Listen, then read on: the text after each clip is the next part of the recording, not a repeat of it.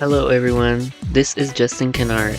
Today is a very special video because we're going to be customizing an Isul Pullip doll. If you're not familiar with Isul or Pullip, they're big-headed 1/6 scale dolls that have blinking and winking eye mechanisms. They can also move their eyes side to side, and you can do this with a set of buttons and a switch on the back of their head. Isul is actually Pullip's younger brother, by the way. I don't typically customize boy dolls because I've been a boy doll hater for a very long time, but I'm currently trying to make room for boy dolls in my collection. And actually this Isul will be the very first male doll that I add to that collection. I absolutely love Pullip dolls, but the thing is that most of them are very intricate and covered with lace and frills, which is great, but I think it's fun to dress them differently and put them in cool, stylish clothes because they definitely stand out that way. And I actually prefer when boy dolls wear those kind of clothes. Pullip dolls like the Hellcat Punks collection and the Nina collaboration really stand out because they're dressed very differently from most Pullip releases. I don't know, I think I personally prefer the very gothic and punk Pullip dolls as well as the very casual looking dolls.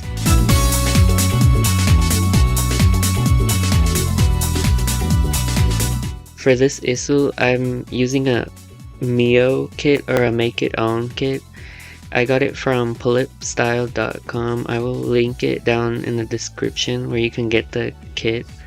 What's crazy about the Mio kits is that a 5-pack of them is basically the price of one stock Pullip doll. So if none of the official Pullips speak to you and you're confident that you can customize your own, I would definitely recommend going that route because they put these kits out for customizers, which I think is great. I'm using Mungyo soft pastels and Faber-Castell watercolor pencils. I don't use the watercolor pencils an awful lot when I'm customizing Pullip dolls because they're made out of a hard plastic and it can look kind of gritty on the plastic, so I just go in with paint usually.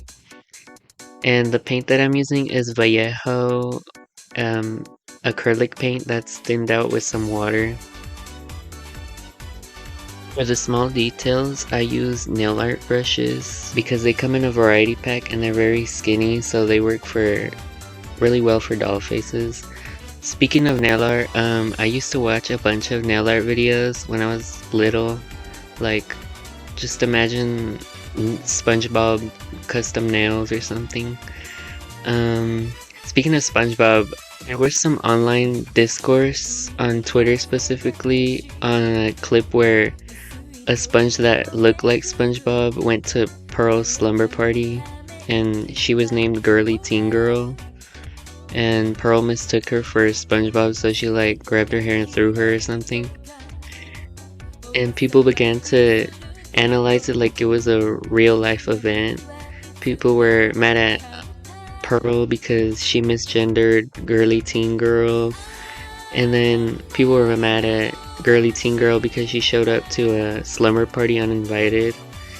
And then some people even got mad at SpongeBob because he showed up at the end and saw her and called her ugly. And somebody even said, oh, so SpongeBob doesn't date within his own race. And it got really funny, to be honest. But that was earlier this month and I don't think many people are talking about it anymore. I just thought it was funny.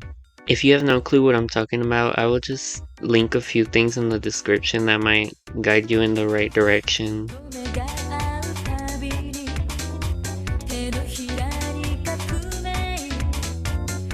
Now that the face up is done, we can start putting this together. I painted the eyelids a blue color with a black gradient, and I forgot to mention that I sprayed everything with Mr. Super Clear after I was done painting the face and eyelids. For the eye chips, I didn't film them because I changed it out 3 times. I made 3 different eye chips, and the ones right now aren't even the final ones, so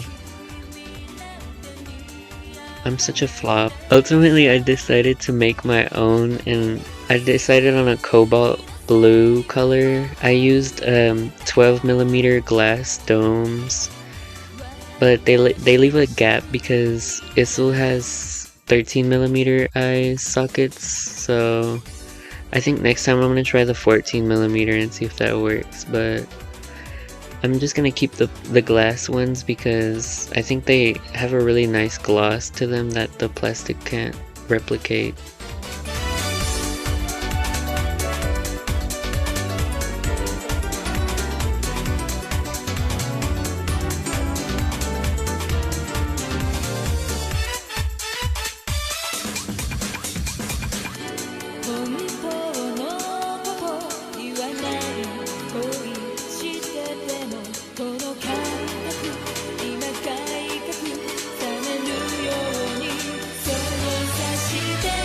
I usually have to sew an entire outfit for a custom doll, but this time the only thing I have to sew are the pants, and I will be using clothing pieces from a Rainbow High Coco Vanderbilt doll to complete the look. This is mainly because she already had clothes that fit my concept, and also I just didn't want to sew a bomber jacket because I wouldn't even sew that for myself. By the way, I do sell doll clothes on Etsy, so if you're interested, check out the description. I don't have much up right now, I'm so sorry, but I just started like not too long ago, so have some patience, please. I hope to expand the sizing options and the designs and stuff. I will say though that these pants are probably not a great reflection of what I sell, cause they're a little messy because I ran out of freight check. Also, I'm just making it for myself, so when I'm making it for other people, I definitely make it a lot neater. I will explain how I sew the waistband. So it's a strip of bias tape that you open up to see the inside, and then you pin it along the raw edges of the waistband, and then you can stitch inside the fold on the bias tape, and then you can fold it back and then stitch on top.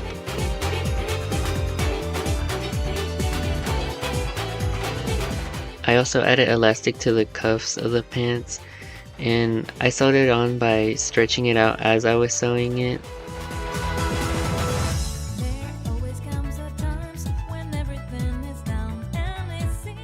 I guess I should talk about the inspiration for the doll.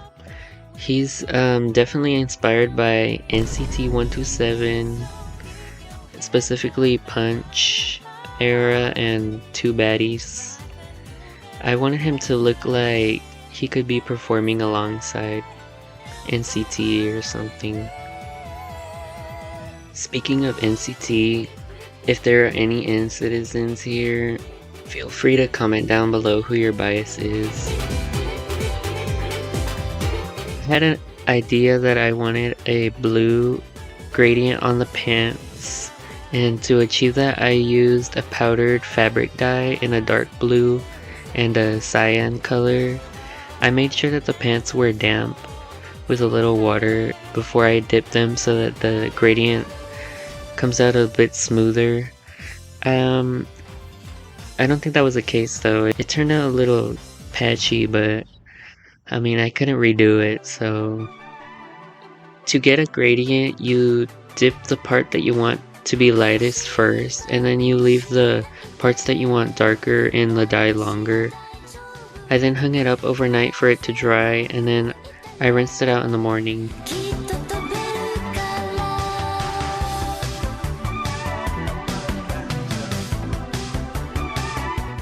I wanted to decorate the pants a bit, so I'm using these studs that I am taking from a Rainbow High top that was already flaking off, so I decided to harvest it for studs and whatnot.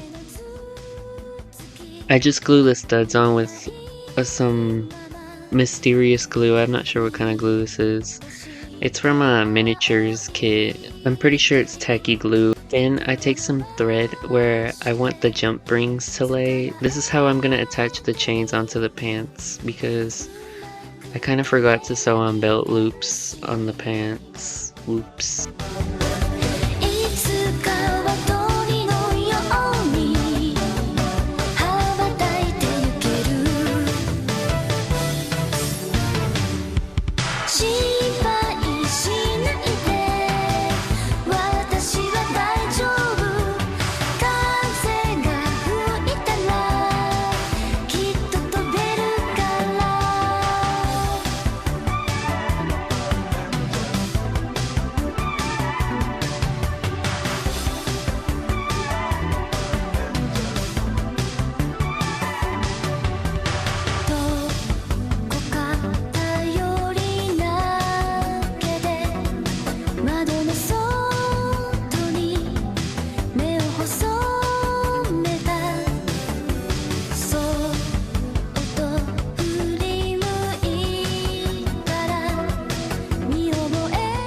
This is actually my favorite part. Making jewelry is pretty easy and it's fun to make small jewelry for your dolls. I would definitely recommend this. Please excuse my unsightly pliers. I wrapped tape around them so that it wouldn't scratch the jewelry up because I don't have proper jewelry pliers, so I had a makeshift with what I had. There's like cat hair and lint stuck on the tape. Oh my god. It was bad for me.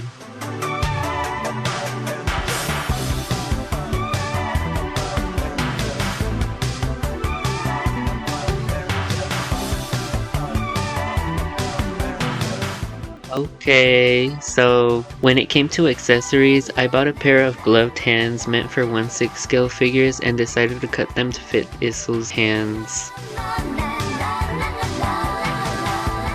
If a peg is too small for the socket, you can always just wrap tape around it until it fits snug. I didn't do anything really crazy with the gloves, I just painted them white and then detailed them with a cobalt blue and silver acrylic paints.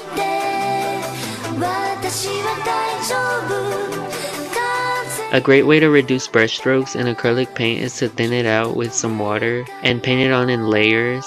So I basically did the same with the glasses as well, except they don't have any blue details.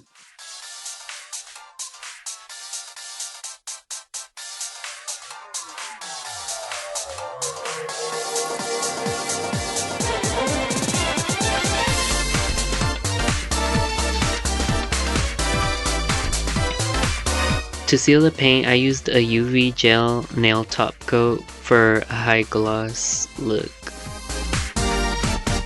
I like UV gel because you can just pop it in the lamp and then it cures, so you don't have to wait for it to dry.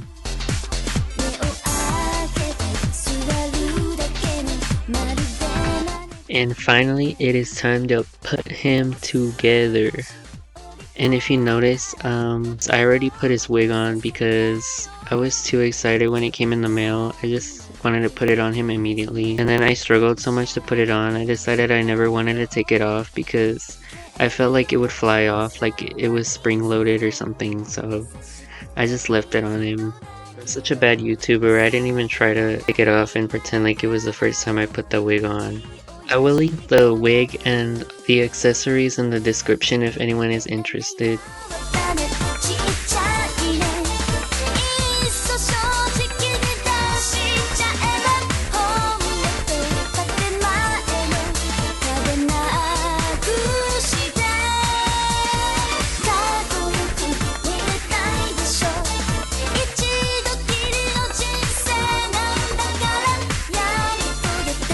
The shoes were definitely too big for his feet, so I had to put tissue paper inside of them. So if you're planning on getting them for an Isul doll, I would just be wary of that. Here's a comparison between my initial concept sketch and the doll.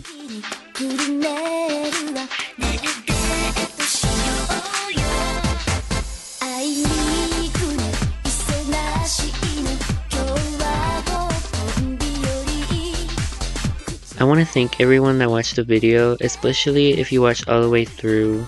I'm not the most comfortable yet doing voiceovers, so I'm sorry if I don't sound very enthusiastic. I hope I can evolve as a content creator, so please subscribe, like, and comment if you enjoyed. Thank you so much. Bye.